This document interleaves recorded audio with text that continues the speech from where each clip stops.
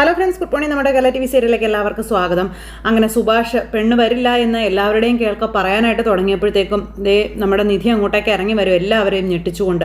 അപ്പോൾ എല്ലാവരുടെയും മുന്നിൽ സമാധാനമായിട്ട് നമ്മുടെ സുഭാഷ് അങ്ങ് ഇറങ്ങിപ്പോയി. അപ്പോഴത്തേക്കും വരുന്നതിൻ്റെ മരുമോളാണെന്ന് അച്ഛൻ എല്ലാവരോടുമായിട്ട് പറയുന്നു. സൈഡിലിരുന്ന് വെള്ളവടിയും തുടരുന്നു. സമയത്ത് സുധീഷിന് സമാധാനമായി. ഇങ്ങനെ നമ്മുടെ നിധി വന്ന് അങ്ങനെ സ്റ്റേജിൽ കയറി നിൽക്കുക. അപ്പോൾ എല്ലാവരും നിധിയെ ഇങ്ങനെ നോക്കുന്നു. അപ്പോഴത്തേക്കും നിധി ഇങ്ങനെ സുഭാഷിനെയും അല്ല സുധീഷിനെയും മാറി മാറി നോക്കുക കേട്ടോ. സുധീഷ് ഭയങ്കര സന്തോഷത്തോടു കൂടി ഇങ്ങനെ നിൽക്കുകയാണ്. ആ സമയത്ത് നിധി നോക്കുന്നത് കണ്ടപ്പോൾ സുധീഷിനൊരു പേടി. സുധീഷ് എന്നിട്ട് ഒന്നും അല്ലാത്ത പോലെ നിൽക്കും. അപ്പോൾ സുഭാഷിൻ്റെ നേരെ നിധി ഇങ്ങനെ നോക്കിയപ്പോൾ സുഭാഷ് ഇങ്ങനെ കൈ കൂപ്പി കാണിച്ചു. അപ്പോൾ അതുപോലെ തന്നെ നിധി അവിടെ നിന്ന് കൈ കൂപ്പി കാണിച്ചു. അപ്പോൾ ഫോട്ടോഗ്രാഫർ പറഞ്ഞു ചേർന്ന് നിൽക്കാൻ, ഫോട്ടോ എടുക്കാനാണെന്ന് പറഞ്ഞു. അങ്ങനെ അവർ ചേർന്ന് നിൽക്കാനായിട്ട് നിധി മടിച്ചപ്പോഴേക്കും ഫോട്ടോ എടുക്കാനാണെന്ന് സുധീഷ് പറഞ്ഞു. അങ്ങനെ ചേർന്ന് നിന്നു. അവർ ഫോട്ടോ എടുത്തു. അതിനുശേഷം അവിടെ ഇരുന്നു, നിധി ഇരുന്നു, പിന്നെ സുധീഷും ഇരുന്നു. സുധീഷ് ഭയങ്കര ഹാപ്പി ആയിട്ടാണ് നിൽക്കുന്നത്. ആ ഒരു സമയത്താണെന്നുണ്ടെങ്കിൽ ചേർന്നിരിക്കാൻ അവർ പറഞ്ഞു, വീണ്ടും ഫോട്ടോ എടുക്കാൻ. ആ സമയത്താണെങ്കിൽ നമ്മുടെ സുധീഷ് ചേർന്നിരിക്കാൻ തുടങ്ങിയപ്പോഴത്തേക്ക് നിധി ചാടി അവിടെ നിന്ന് അങ്ങോട്ടേക്ക് എഴുന്നേറ്റു. അപ്പോൾ ഇങ്ങനെ വല്ലാത്തൊരു ചമ്മലിൽ ഇങ്ങനെ നിൽക്കും കേട്ടോ. അപ്പോൾ അങ്ങനെ സുധീഷ് അപ്പോൾ എനിക്ക് വേണ്ടിയിട്ടല്ല അത് പറയുന്നത് കൊണ്ടൊന്നും എന്ന് പറഞ്ഞപ്പോൾ നിധി ഒരൊറ്റ നോട്ട സുധീഷിനെ വേണ്ട ഓക്കെ അത് എന്നും പറഞ്ഞിട്ട് സുധീഷ് എന്നിട്ട് അവിടെ നിന്ന് ഇറങ്ങി പോവുക. ഇതൊക്കെ കണ്ട് സുഭാഷ് നിസ്സഹായനായിട്ട് ഇങ്ങനെ നിൽക്കുക. അതെ ചേട്ടാ, അതെ അത്ര ക്ലോസ് ആയിട്ടുള്ള ഫോട്ടോസ് ഒന്നും വേണ്ട, അവൾ ഇത്തിരി നാണം കൂടിയ ടൈപ്പാണ് കേട്ടോ, അതുകൊണ്ട് എടുക്കാതിരിക്കണ്ട. പിന്നെ ചില ആംഗിളിൽ നിന്ന് നോക്കുമ്പോഴേ ക്ലോസ് ആയിട്ട് തോന്നുന്നത് പോലെ എടുത്താൽ മതി, അങ്ങനെ ക്രിയേറ്റീവായിട്ട് എടുത്താൽ മതി, എങ്ങനെ എന്നൊക്കെ പറഞ്ഞു. അങ്ങനെ അതും പറഞ്ഞ് സുധീഷ് അത് സെറ്റാക്കി. അതിനുശേഷം പിന്നെ ഇവരുടെ അടക്കം പറച്ചിലും ഇതൊക്കെ കണ്ടു കഴിഞ്ഞപ്പോഴത്തേക്കും സുധീഷിൻ്റെ മാമനും മാമിയൊക്കെ കൂടി ഇങ്ങനെ നോക്കിക്കൊണ്ട് ഇങ്ങനെ അവിടെ നിൽക്കുക. അപ്പോൾ എല്ലാവരും ഇങ്ങനെ പെണ്ണിനെ ശരിക്കും ശ്രദ്ധിച്ചുകൊണ്ട് ഇങ്ങനെ അവിടെ നിൽക്കുന്നു. അപ്പോഴേക്കും ഓരോരുത്തരായിട്ട് ഗിഫ്റ്റ് കൊടുക്കുന്നു, ഫോട്ടോ എടുക്കാൻ വരുന്നു. അങ്ങനെ നല്ല ഭംഗിയായിട്ട് അവരുടെ ആ ഒരു ചടങ്ങും കാര്യങ്ങളൊക്കെ കഴിഞ്ഞു കേട്ടോ.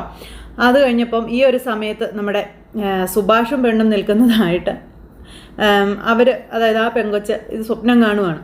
അങ്ങനെ അവൾ രണ്ടുപേരും ഒരുമിച്ച് നിൽക്കുന്നതൊക്കെ സ്വപ്നം കണ്ടിങ്ങനെ ഭയങ്കര സന്തോഷത്തോടു കൂടി ഇതിങ്ങനെ സ്വപ്നം കണ്ട് മനസ്സിലിട്ട് ഇങ്ങനെ ആരാധിച്ചുകൊണ്ട് ഇങ്ങനെ അവിടെ നിൽക്കുന്നു. ഇങ്ങനെ സ്വപ്നമൊക്കെ കണ്ട് നിന്ന് ഇങ്ങനെ ആടും. അപ്പോഴത്തേക്കും അമ്മ ഒന്നൊരൊറ്റ അടിയായിരുന്നു മകക്കെട്ട്.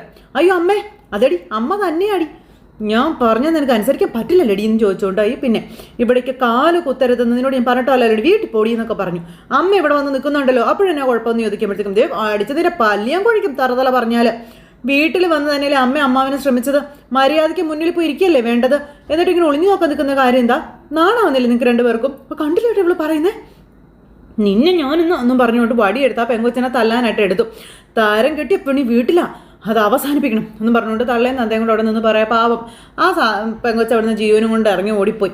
പിന്നെ അച്ഛൻ അവിടെ ഇരുന്ന് കുടിച്ച് കാലേ നിൽക്കാൻ മേലാതെ പന്തലിലേക്ക് വരുക. അവിടെ വന്ന് ഭയങ്കര വൺ ഷോ ആട്ടോ. നികേഷും ഹരീഷും സുധീഷും സുഭാഷും ഇതൊക്കെ കണ്ട് പേടിച്ച് നിൽക്കുവാണ്.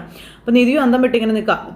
ഇപ്പോൾ ശരിയാക്കി തരാം അച്ചോട് ചക്കര എന്നൊക്കെ പറഞ്ഞാൽ അവിടെ ഇരിക്കുന്ന ഒരു കൊച്ചിനെയൊക്കെ കൊഞ്ചിച്ച് ഭയങ്കര സെറ്റപ്പിൽ ഇങ്ങനെ വന്ന് നിൽക്കുവാണ്.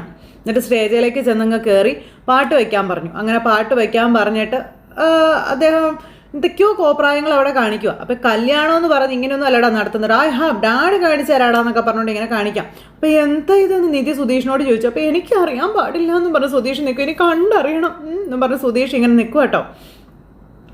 അദ്ദേഹം ആണെങ്കിൽ എല്ലാവരെയും വെറുപ്പിച്ചുകൊണ്ടിരിക്കുന്നു.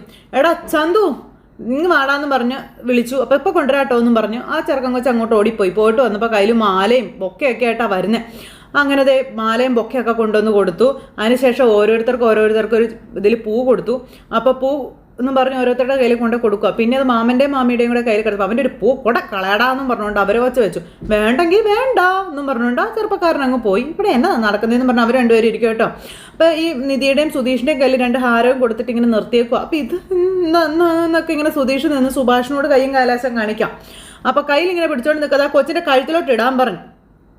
അല്ല ഇത് എന്നൊക്കെ പറഞ്ഞ് ഇങ്ങനെ സുധീഷ് നിൽക്കുമ്പോൾ ഗൈസ് എല്ലാവരും ഇങ്ങോട്ട് നോക്കിക്കേ, എൻ്റെ മോൻ മാലിടാൻ പോവുകയാണ്, എല്ലാവരുടെ അനുഗ്രഹം വേണം കേട്ടോ എന്ന് പറഞ്ഞു. അപ്പോൾ ഞാനിത് അങ്ങോട്ടെന്ന് പറഞ്ഞ് സുധീഷ് ഇങ്ങനെ നിൽക്കുന്നു. ഞാനെന്ത് ചെയ്യാനാ, ഏട്ടേ പറ്റുള്ളൂ എന്ന് സുധീഷ് പറയുമ്പോൾ വേണ്ടാന്ന് പറഞ്ഞു നിധി. എല്ലാവരും നോക്കുന്നുണ്ടെന്ന് പറഞ്ഞു. ദൈവമേ കണ്ടില്ലേ എന്ന് പറഞ്ഞുകൊണ്ട് സുധീഷ് നിൽക്കും. പാവം നിധി ആണെങ്കിൽ പെട്ടു, സുഭാഷും പെട്ടു, സുധീഷും പെട്ടു. അപ്പം നീ ഇതുവരെ ഇട്ടില്ലടാ നച്ചഞ്ചിക്ക് ഇടറാ എന്ന് പറഞ്ഞ് നിർബന്ധിച്ച് മകനെ കൊണ്ട് ഇടിയിച്ചു. പിന്നെ നിധിക്ക് മനസ്സോടെ ഇടേണ്ടതായിട്ട് വന്നു. നിധി ഇടാതെ നിൽക്കുന്ന സമയത്ത് ഇടുമോളെ എന്ന് പറഞ്ഞ് നിർബന്ധിച്ച് നിധിയെ കൊണ്ടും ഇടിയിപ്പിക്കാം. സുധീഷ് തന്നെ കൈയെടുത്ത് നിധിയുടെ കഴുത്തേലേക്ക് വെച്ച് കൊടുത്തു എന്നും അറിയാം. അപ്പോൾ എല്ലാവരും ഒക്കെ ഇങ്ങനെ എറിഞ്ഞിട്ട് ഭയങ്കര അനുഗ്രഹങ്ങളും കാര്യങ്ങളൊക്കെ കുറച്ച് കഴിഞ്ഞപ്പോൾ പോക്കറ്റിൽ നിന്നൊരു മാലയും താലിയും കൂടെ അങ്ങ് എടുത്തു. ഇത് കണ്ടു കഴിഞ്ഞപ്പോഴത്തേക്കും ചങ്ക് കലങ്ങിപ്പോയി നമ്മുടെ നിധിയുടെ. ഒട്ടും പ്രതീക്ഷിക്കുന്നില്ല ഇങ്ങനെയുള്ള പരിപാടികളൊന്നുമേ. സുഭാഷും അന്തം വിട്ട് ഇങ്ങനെ നിൽക്കുവാണ്. ദേ താലി എന്നും പറഞ്ഞുകൊണ്ട് നികേഷ്. ഹരീഷ് ഇത് കണ്ടപ്പം എന്നും പറഞ്ഞുകൊണ്ട് ഇങ്ങനെ നിൽക്കുക കേട്ടോ. ഇതെല്ലാം കയ്യിൽ നിന്ന് പോയി. ഇതെന്താ ഇതെന്നും ചോദിച്ചുകൊണ്ടിരിക്കുവാണ് നിധി. അയ്യോ സത്യമായിട്ടും എനിക്കൊന്നും അറിഞ്ഞുകൂടാന്നും പറഞ്ഞ് സുധീഷ് ഇങ്ങനെ നിൽക്കുക. ഈ താലി ഇങ്ങനെ പൊക്കി പിടിച്ച് ദേ ഇവിടെ ഉള്ളവരിൽ ചിലരെ ഒളിഞ്ഞും തെളിഞ്ഞും ചില കാര്യങ്ങൾ കുശുകുശുക്കുന്നുണ്ട്. അപ്പം എൻ്റെ മകൻ എവിടെയോ പോയി എങ്ങനെയോ ഒരു പെണ്ണിനെ അടിച്ചു മാറ്റിക്കൊണ്ട് വന്നതാണെന്നാണ് എല്ലാവരും പറയുന്നത്. എന്നാലേ അത് അങ്ങനെയല്ല കേട്ടോ. എൻ്റെ മകൻ അവൻ്റെ അച്ഛനെടുത്ത് കൊടുത്ത താലി അവൻ്റെ ഭാര്യയുടെ കഴുത്തിൽ കെട്ടാൻ പോവുകയാണെന്നൊക്കെ പറഞ്ഞ് ഇദ്ദേഹം ഇവിടെ കിടന്ന് ഇങ്ങനെ സംസാരിച്ചുകൊണ്ടിരിക്കുക. അങ്ങനെ രണ്ടുപേരെയും പെടുത്തി കളഞ്ഞു. അങ്ങനെ ഈ താലിയും കൈ പിടിച്ച് എല്ലാവരോടും ഇങ്ങനെ ഓരോന്നും സംസാരിച്ചിട്ട് ആ താലിയായിട്ട് അദ്ദേഹം നേരെ പന്തൽ അവരുടെ അടുത്തേക്ക് ചെന്നു. എന്നിട്ട് ഇത് കെട്ടടാന്ന് പറഞ്ഞ് കയ്യിലേക്ക് കൊടുത്തു. അച്ഛൻ ഇതൊക്കെ വേണോ എന്ന് സുധീഷ് ചോദിക്കുമ്പോൾ വേണം കൊടുക്കടാന്ന് പറഞ്ഞു. നിധിക്കാണ് പേടിയായിട്ട് പാടില്ല. നിധി ഇന്ന് കരയാനും തുടങ്ങി. എടാ അച്ഛൻ ശരിക്കും ഒന്ന് കാണട്ടെടാ, അയ്യോ കാണട്ടാ എന്നൊക്കെ പറയുമ്പോൾ വേണോ അച്ഛാ എന്ന് പറഞ്ഞ് സുധീഷ് ഇങ്ങനെ നിൽക്കുക. അപ്പോൾ എല്ലാവരോടും കൈ അടിക്കാൻ പറഞ്ഞു. എല്ലാവരും കൈ അടിച്ചുകൊണ്ടേ ഇരിക്കുന്നു. അപ്പോൾ വേണ്ട പ്ലീസ് ഒന്ന് നിർത്ത് എന്നും പറഞ്ഞ് നിധി പറയുമ്പോൾ സുധീഷ് അതെ എനിക്ക് പറ്റില്ല, ഇതിപ്പോൾ ചെയ്യാതിരുന്ന ഇതിനേക്കാളും വലിയ പ്രശ്നമാവും എന്നിങ്ങനെ പറയുമ്പോൾ നിധി പറഞ്ഞു പറ്റില്ല, എത്ര വലിയ പ്രശ്നമായാലും ഇത് ഞാൻ സമ്മതിക്കില്ലെന്നോ. അയ്യോ അങ്ങനെ പറയരുതേ എന്ന് പറഞ്ഞുകൊണ്ട് സുധീഷ് എന്നാ ചെയ്തു, കൈ കൂപ്പി മാലയും പിടിച്ച് ഇങ്ങനെ നിധിയുടെ മുന്നിൽ നിൽക്കുക. അപ്പോൾ എടാ കെട്ടറാന്ന് പറഞ്ഞു അച്ഛൻ. അല്ല അച്ഛാ അത് ഞാൻ എന്ന് പറഞ്ഞപ്പോഴത്തേക്കും കൊട്ടറാന്ന് പറഞ്ഞു. അടുത്തവൻ പാട്ടും വെച്ചു. പെട്ടെന്ന് നമ്മുടെ സുധീഷിന് അത് നിധിയുടെ കഴുത്തേലേക്ക് കെട്ടേണ്ടി വന്നു. പക്ഷെ നിധി ഇത് ഉൾക്കൊള്ളാൻ കഴിയാതെ ഇങ്ങനെ സ്തംഭിച്ചിങ്ങനെ നിൽക്കുക. താലി കെട്ടിക്കഴിഞ്ഞൊരു നെടുവീർപ്പ് വിട്ട് നമ്മുടെ സുധീഷ് അവിടെ അങ്ങനെ നിൽക്കുന്നു. എൻ്റെ പൊന്നോ ആ കല്യാണം ഒരു 1.5 കല്യാണമായിരുന്നു. അപ്പോൾ ഇങ്ങനെ ഓരോരുത്തർ ഇതൊക്കെ കണ്ട് ഓരോന്നൊക്കെ പറയാം. അപ്പോഴത്തേക്കും നമ്മുടെ അച്ഛൻ അതെ പോലീസ് സ്റ്റേഷനിൽ വെച്ച് കെട്ടിയ താലി ആ കഴുത്തിൽ ഇനി വേണ്ട, ആരെങ്കിലും വന്നോ ഊരി മാറ്റിക്കേ. അപ്പം ഞാൻ ചെയ്യാമെന്ന് പറഞ്ഞൊരു വല്യമ്മ വന്നു. എന്നിട്ട് ആ താലി എടുത്ത് ഊരിയെടുത്തു. അത് സുഭാഷിൻ്റെ കൈ കൊണ്ടേ കൊടുക്കുക. ഇത് മോനെ കൊണ്ടുപോയി സൂക്ഷിച്ചു വയ്ക്കാൻ പറഞ്ഞു. സുഭാഷ് അത് കയ്യിൽ വാങ്ങിച്ചു. എന്നിട്ട് എടാ ചന്തു പൂവും കൊണ്ടുവരാൻ പറഞ്ഞു. അങ്ങനെ ചന്തു പൂവ് എടുത്തുകൊണ്ട് വന്നപ്പോഴത്തേക്ക് അച്ഛൻ ആ പൂ മേടിച്ച് എന്തൊക്കെയോ ശ്ലോകമൊക്കെ ചൊല്ലി മക്കളുടെ ദേഹത്തേക്ക് അങ്ങ് ഇട്ടും കൊടുത്തു.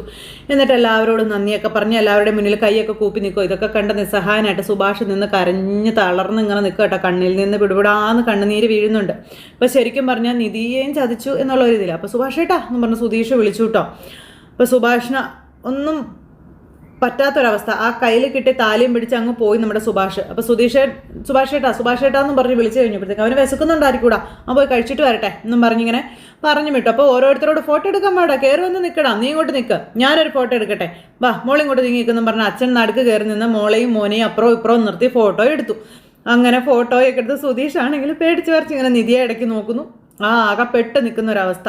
ഈ ഒരു സമയത്ത് നമ്മുടെ സുഭാഷ് ഈ താലി എടുത്ത് കൊണ്ടുവന്ന് വിളക്ക് കൊളുത്തുന്നിടത്ത് വെച്ചു. അമ്മയുടെയും ഒക്കെ ഫോട്ടോയുടെ അരികിൽ കൊണ്ടുവന്ന് വെച്ചു. ആ സമയത്ത് ഭഗവാനോട് ഈശ്വര ആ കുട്ടിയുടെ സങ്കടം അതെന്താണെന്ന് എനിക്ക് മനസ്സിലാകും, എങ്ങനെ അതിനെ മനസ്സമാധാനിപ്പിക്കേണ്ടതെന്ന് എനിക്ക് അറിയില്ല എന്നും പറഞ്ഞ് എൻ്റെ മനസ്സിൽ തോന്നുന്ന ഒരു കാര്യം ഞാൻ അങ്ങോട്ട് ഉണർത്തിക്കുകയാണെന്നൊക്കെ പറഞ്ഞ് ഭഗവാനോട് പ്രാർത്ഥിക്കുക. ഈ കല്യാണം എങ്ങനെ നടന്നാലും ഇനി ആ കുട്ടിക്ക് ഇവിടം വിട്ട് പോകാൻ തോന്നരുതേ, അതിനൊരു അവസരം നീ ഉണ്ടാക്കരുതേ. എൻ്റെ അനിയൻ്റെ ഭാര്യയായി, അപ്പം ഞങ്ങളുടെ സഹോദരിയായി അവൾ എക്കാലവും ഇവിടെ ഉണ്ടാവണേ ഭഗവാനെ എന്നും പറഞ്ഞ് കരഞ്ഞു ഭഗവാന്റെ മുന്നിൽ നിന്ന് സുഭാഷ് പ്രാർത്ഥിക്കുക ആത്മാർത്ഥമായിട്ട്. എന്നിട്ട് കണ്ണുനീരും തുടച്ച് ഭഗവാന്റെ മുന്നിൽ നിന്ന് അവിടെ നിന്ന് അങ്ങ് പോയിട്ടോ. അങ്ങനെ സുഭാഷ് അങ്ങ് പോയി. ആ താലി ഭഗവാന്റെ മുന്നിൽ തന്നെ ഇരിക്കുന്നു. പിന്നെ അവിടെ നമ്മുടെ സുഭാഷിൻ്റെ മാമനെയാണ് കാണിക്കുന്നത്. വെള്ളം അടിക്കുക കൂട്ടുകാരുടെ കൂടെ ഇരുന്ന്. അപ്പോഴേക്കും അങ്ങോട്ടേക്ക് നമ്മുടെ അച്ഛൻ വന്നു. അപ്പോൾ അച്ഛനെ കണ്ടപ്പോഴത്തേക്ക് ഇയാളങ്ങ് എഴുന്നേറ്റു. ഭാസ്കരേട്ടൻ പറഞ്ഞു എന്നെ കണ്ടെന്നോർത്ത് ആരും ഇവിടുന്ന് എഴുന്നേക്കൊന്നും വേണ്ട, അവിടെ തന്നെ ഇരുന്നോ, ഇതിപ്പോൾ എല്ലാവർക്കും ഞാൻ കൊടുത്തുന്നത്, എൻ്റെ മോൻ്റെ കല്യാണത്തിന് താനിതിരി ഓസിനടിച്ചോട്ടെ എന്ന് ഞാൻ കരുതി എന്നൊക്കെ ഇങ്ങനെ പറയൂ കേട്ടോ. അയാൾ ഇങ്ങനെ മാറി നിൽക്കുക. ഞാൻ ഇയാളുടെ അത്ര വൃത്തികെട്ടവനല്ലാത്തത് കൊണ്ടോ ഓസിനടിക്കാതെ ഇറങ്ങിപ്പോടാ ചെറ്റേ എന്ന് ഞാൻ പറയില്ല എന്നും നമ്മുടെ അച്ഛൻ പറയൂ കേട്ടോ. എന്നിട്ട് അവിടുന്ന് ഒരു ഗ്ലാസ്സിലെടുത്ത് കുടിച്ചിട്ട് അങ്ങ് പോയി. അദ്ദേഹം അങ്ങ് പോയി കഴിഞ്ഞപ്പം ഇവരിരുന്ന് വെള്ളം അടിച്ചുകൊണ്ടിരിക്കുക. അപ്പോൾ നാട്ടുകാർ പെണ്ണുങ്ങൾ അവിടുന്ന് ഭക്ഷണം കഴിക്കാം. നല്ല മഹാലക്ഷ്മി പോലത്തെ പെണ്ണല്ലേ, അപ്പോൾ ഈ കുപ്പയിലേക്ക് എങ്ങനെ വന്നു എന്തോ എന്നൊക്കെ ഇരുന്നിങ്ങനെ അടക്കം പറയുക.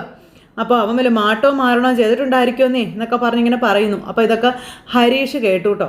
അപ്പോൾ 2 കാലും കൂടെ തരട്ടെ ചേച്ചി നികേഷ് വെച്ചു. അപ്പോൾ വേണ്ട മോനെ ഇപ്പോൾ തന്നെ വയറ് നിറഞ്ഞു, അപ്പോൾ അങ്ങോട്ട് തിന്നെ പുഴുങ്ങിയ ചിക്കൻ കാല് അണ്ണാക്കി തള്ളിയാലേ അത്രയും നേരം പരദൂഷണം പറിച്ച് നിർത്തുമല്ലോ എന്നും പറഞ്ഞുകൊണ്ട് അവർ പറയുക. ഓ എന്ന് പറഞ്ഞോണ്ട പെണ്ണുങ്ങൾ എന്നിട്ടോ ഇന്ന് ചിക്കൻ അടിച്ച് കയറ്റിക്കൊണ്ടിരിക്കാം. അങ്ങനെ വന്നവരെല്ലാവരും ഭക്ഷണമൊക്കെ കഴിച്ചു ഭയങ്കര ഇതായിട്ട് ഇങ്ങനെ നിൽക്കുന്നു. പിന്നെ വരുന്നവർ ഗിഫ്റ്റ് കൊടുക്കുന്നു. അതൊക്കെ മേടിച്ച് സുധീഷും നിധിയും അവിടെ നിൽക്കുന്നു. ഫോട്ടോസും കാര്യങ്ങളൊക്കെ എടുക്കുന്നു. ഇതൊക്കെ കണ്ട് സുഭാഷ് അങ്ങോട്ടേക്ക് വന്നു. സുഭാഷ് ഏട്ടാ നമുക്കൊരു ഫോട്ടോ എടുത്താലോ എന്ന് നികേഷ് ചോദിച്ചു. ഹരിശ്രേട്ടാ വാ നമുക്കൊരു ഫോട്ടോ എടുക്കാമെന്ന് പറഞ്ഞ് ഹരീഷിനെയും വിളിച്ചു. അങ്ങനെ ഓരോരുത്തരുടെ ഫോട്ടോ എടുപ്പും കാര്യങ്ങളും കഴിഞ്ഞപ്പോഴത്തേക്കും ഇവരും ഫോട്ടോ എടുക്കാൻ വേണ്ടി കാത്തു നിൽക്കുക. പരദൂഷണം പറഞ്ഞ് ചേച്ചിമാർ കഴിക്കലും കഴിഞ്ഞിട്ട് വന്ന് ഫോട്ടോ എടുപ്പും കഴിഞ്ഞിട്ട് നിധി അടിമുടി നോക്കി വെച്ചാൽ പോകുന്നത്. സുധീഷ് അന്നേരത്തേനും ചേർന്ന് നിൽക്കാൻ വേണ്ടി ഇങ്ങനെ സൈഡൊക്കെ വലിച്ചൊക്കെ നിർത്തിയാണ് ഫോട്ടോ എടുക്കുന്നത്. നിധി അവിടെ നിന്നെടുത്തുന്ന ഒരു സെക്കൻഡ് പോലും അനങ്ങിയതോ അല്ലെങ്കിൽ അങ്ങോട്ടും ഇങ്ങോട്ടോ ചരിഞ്ഞതോ ഇല്ല. ഈ സമയത്ത് നമ്മുടെ നികേഷ് വന്ന് നിധിയുടെ അടുത്തുനിന്ന് ഫോട്ടോ എടുത്തു. അതുപോലെ തന്നെ സുഭാഷിന് ഫോട്ടോ എടുക്കാൻ വിളിച്ചപ്പോൾ സുഭാഷ് ഇങ്ങനെ വിഷമിച്ച് കണ്ണീരോട് കൂടി ഇങ്ങനെ വന്ന് നിധിയെ നോക്കി നിൽക്കും. അപ്പോൾ അങ്ങനെ ഒരു സിറ്റുവേഷനും കാര്യങ്ങളും കാണിച്ചുകൊണ്ടാണ് നമ്മുടെ ഇന്നത്തെ കഥ അവസാനിച്ചിട്ടുള്ളത്. അപ്പോൾ എല്ലാവരും കാത്തിരുന്ന് കാണണം കേട്ടോ. എല്ലാവർക്കും നല്ലൊരു ദിവസം ആശംസിക്കുകയാണ്. എല്ലാവരും തരുന്ന സപ്പോർട്ടിനും സ്നേഹത്തിനും ഒരുപാട് നന്ദി അറിയിക്കുന്നു. അടുത്ത സൂപ്പർ ഹിറ്റ് കഥയുമായി കാണാമെന്നുള്ള പ്രതീക്ഷയോടെ നിർത്തുന്നു. Tata, take care, bye bye.